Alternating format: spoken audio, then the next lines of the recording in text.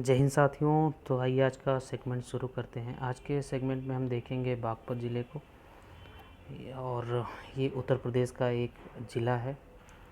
तो बागपत जो ज़िला है ये इंडियन स्टेट में उत्तर प्रदेश में है, और इसके साथ में जो एडमिनिस्ट्रेटिव हेडक्वार्टर है ये बागपत ज़िले का, वो भी 1997 में एक तरह से बनाया गया। और इसके बाद में इसके अलावा ये नेशनल कैपिटल जो NCR है उसका भी रीजन है, एक तरह से पार्ट है। NCR रीजन का एक पार्ट है, इसको NCR में गिना या माना जाता है।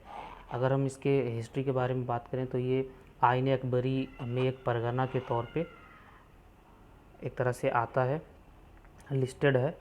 दिल्ली सरकार उस समय की जो थी, और इसके साथ में यहाँ पर जो ट्रेजरी है और बहुत सारे सप्लाई करते थे यहाँ से, जैसे 200 इन्फेंट्री थी और 20 कैवलरी थी। और इसको मतलब जो दिल्ली जो सल्तनत थी उसमें ये कंट्रीब्यूशन था यहाँ से।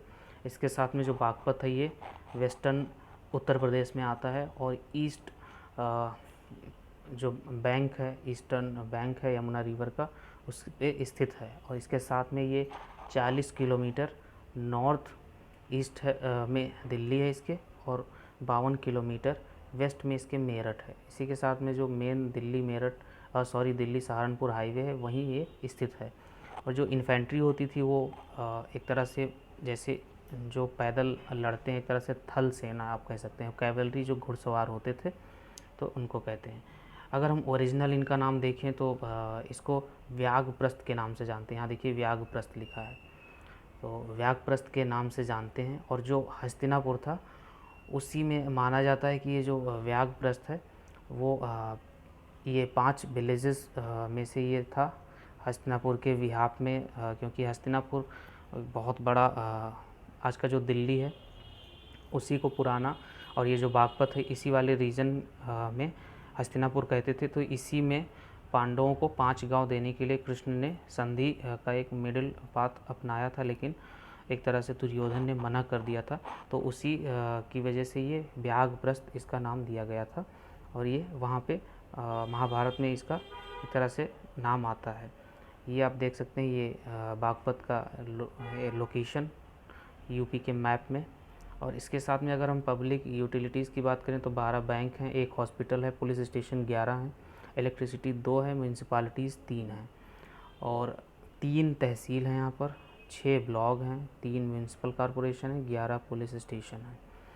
और अगर हम एरिया की बात करें तो 1321 स्क्वायर किलोमीटर का एरिया है, और पॉपुलेशन है इसकी 13 लाख, विलेजेस हैं 245, लैंग्वेज में हिंदी बोली जाती है ज़्यादा, और पॉपुलेशन मेल जो है वो 7 लाख है और फीमेल 6 लाख है मोटा मोटा। इसके साथ में अगर आप देखें यहाँ के जो रिलीजियस या टूरिस्ट प्लेस हैं उनमें पूरा महादेव मंदिर है, और पूरा महादेव मंदिर का ये एक दृश्य, और इसके साथ में ये पूरा महादेव मंदिर मेला आप देख सकते हैं, ये मेला लगा हुआ है, और इधर श्रद्धालु हैं, ये सारे के सारे श्रद्धालु। और इसके साथ में जो त्रिलोक धाम है वो भी है, तो इसका भी आर्किटेक्चर आप देख सकते हैं। ये त्रिलोक धाम है, यहाँ से ब्यूटिफिकेशन को दिया गया है, और ये त्रिलोक धाम के जो रात्रि का नज़ारा है। इसके साथ में जो श्री पार्श्वनाथ आदिशया क्षेत्र प्राचीन दिगंबर जैन मंदिर है उसका ये प्राचीन है, क्योंकि जो पार्श्वनाथ थे ये भी एक तरह से जैन धर्म में एक तीर्थंकर माने जाते हैं, और बहुत ही इनका एक तरह से इनकी मान्यता है। तो उन जैन धर्म के लिए यहाँ पर एक तरह से डेस्टिनेशन है। और अगर हम देखें पॉलिटिकल हिस्ट्री यहाँ की, तो पहले तो इस समय जो बागपत में लोकसभा कंस्टिट्यूंसी पे हैं वो डॉक्टर सत्यपाल सिंह हैं, भारतीय जनता पार्टी की टिकट से 2014 में, और इससे पहले 2019 में जीते, और इससे पहले 2014 में भी यही कैंडिडेट सेम जीते थे। यहाँ की जो कंस्टिट्यूंसी इसको 1967 में बनाया गया था। रिजर्वेशन यहाँ पे किसी का नहीं है, और स्टेट उत्तर प्रदेश तो है ही। इसके अलावा जो असेंबली है, जो एक तरह से विधायक चुन के लखनऊ असेंबली में जाते हैं विधानसभा में, उसमें सियाल कास है, छपरौली है, बाराउत है, बागपत है और मोदी नगर है। तो इस तरह से अगर हम पार्लियामेंट की बात करें आज़ादी से लेकर अब तक, क्योंकि 1967 में इस कंस्टिट्यूंसी को बनाया ही गया था, तो 1967 से हम देखेंगे लगातार।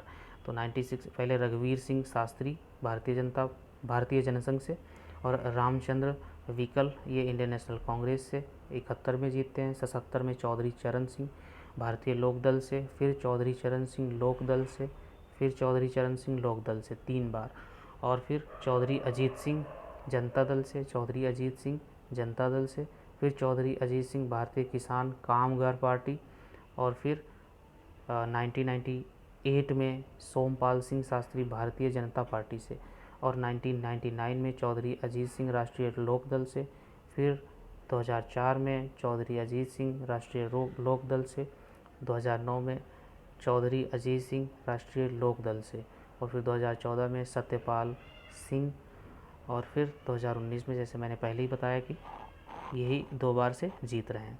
तो आप अगर देखेंगे तो यहाँ पर जो चौधरी चरण सिंह है और फिर चौधरी अजीत सिंह है, इनकी जो एक तरह से जो एवरेज विनिंग कैपेसिटी है वो बहुत ज़्यादा है। यहाँ पे कई बार यहाँ से पार्लियामेंट गए हुए हैं, और भारतीय जनता पार्टी और कांग्रेस ये एक तरह से 1-2 बार ही आ चुकी है पावर में यहाँ पर इस सीट पर। तो इसी के साथ में ये सेगमेंट की समाप्ति होती है। बहुत बहुत धन्यवाद। आशा करता हूँ कि आपको कुछ समझ में आया होगा। बहुत बहुत धन्यवाद। जय हिंद।